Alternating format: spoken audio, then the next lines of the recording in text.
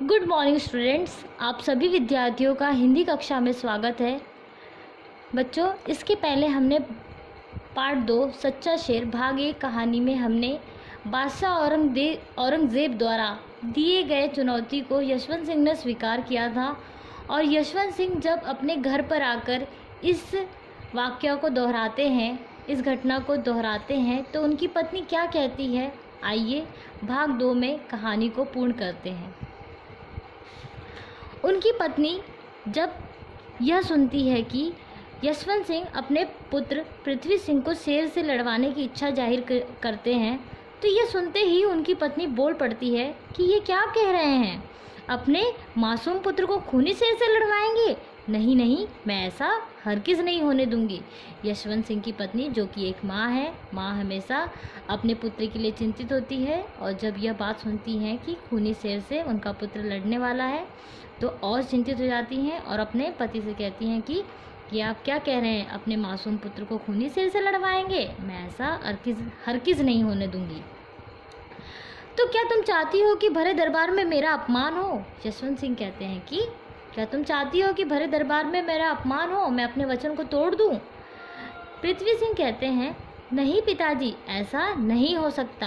आपका प्रण अवश्य पूर्ण होगा। आपका सिंह बादशाह के शेर को अवश्य धूल चटाएगा।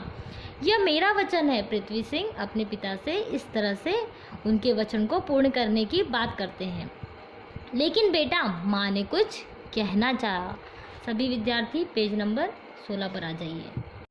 पर पृथ्वी सिंह ने उसकी बात बीच में काट दी। नहीं माँ, ये हमारी शान का सवाल है। मुझे आशीर्वाद दो माँ कि मैं आपके दूध और राजपूती खून की लाज रख सकूँ। पृथ्वी सिंह अपनी माँ के बातों को बीच में ही काट देते हैं और कहते हैं कि माँ, ये अब हमारे शान की सवाल हो गया है।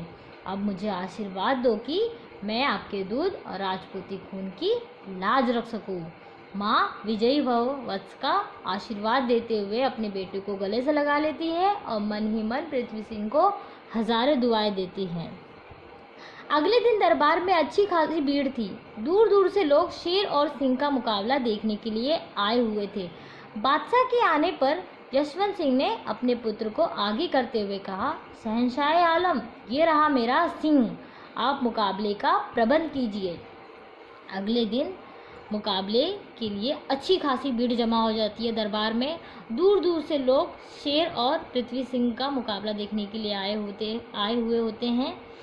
बादशाह के आने पर यशवंत सिंह अपने पुत्र को आगे करते हुए यह कहते हैं कि शहंशाह आलम, ये रहा मेरा सिंह, आप मुकाबले का प्रबंध कीजिए।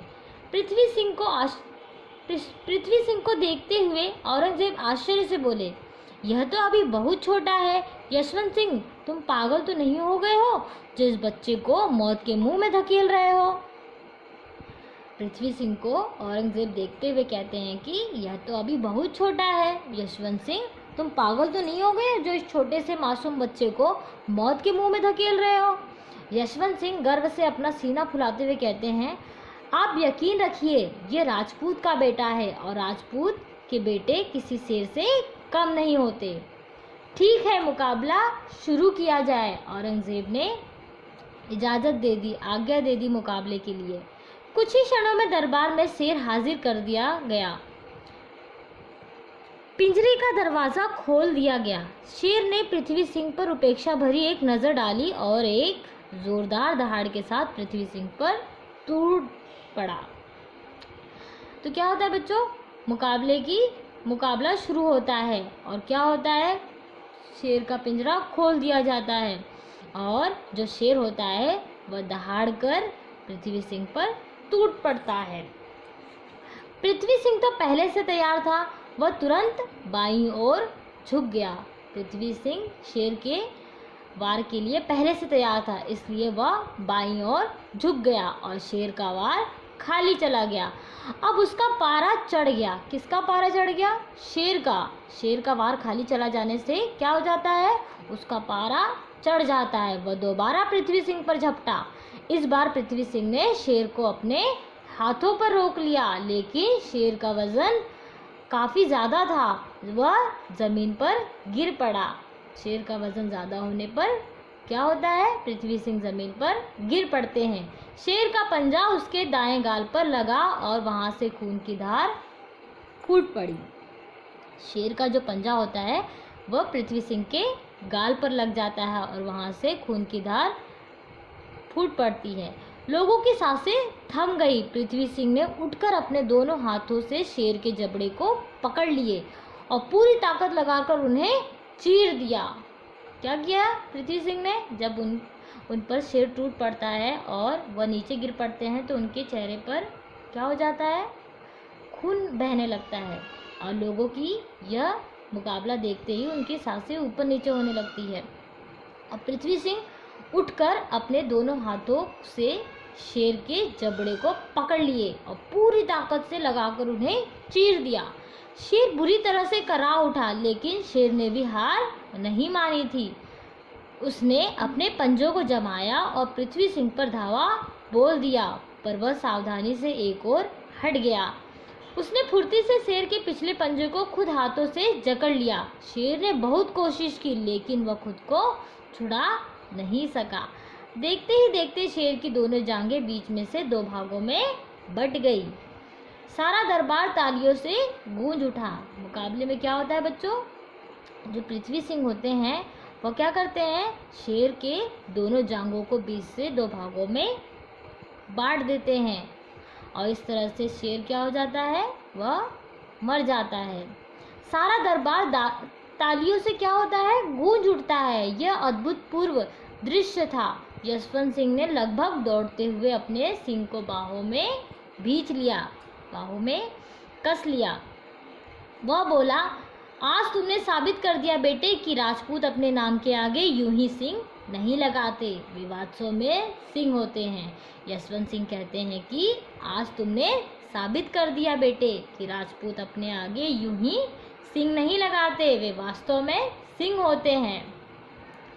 औरंगजेब को जैसे अपनी आंखों पर विश्वास ही नहीं हो रहा था। वो अपने सिंहासन से उतरे और पृथ्वी सिंह को अपने गले से लगा लिया। औरंगजेब ने क्या किया, औरंगजेब अपने क्या किए, सिंहासन से उतरे और पृथ्वी सिंह को गले से लगा लिया। उस सिंह के सम्मान में दरबार का एक बार फिर तालियों के साथ गड़गड़ाहट से उसके स्वागत में तालियों की गूंजने लगी।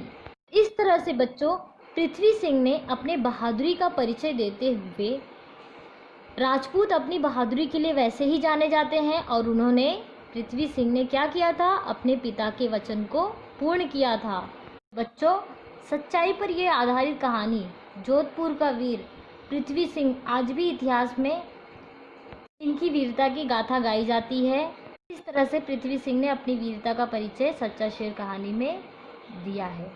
तो इस तरह सच्चा शेर कहानी आज हमने पूर्ण किया है और सच्चा शेर कहानी पर आधारित असाइनमेंट आज शाम 5 बजे आपको दिया जाएगा। सभी विद्यार्थी सच्चा शेर भाग 2 यह कहानी ध्यानपूर्वक सुने और दिए गए असाइनमेंट को कल शाम 5 बजे से पहले पूर्ण करके जमा करेंगे। धन्यवाद।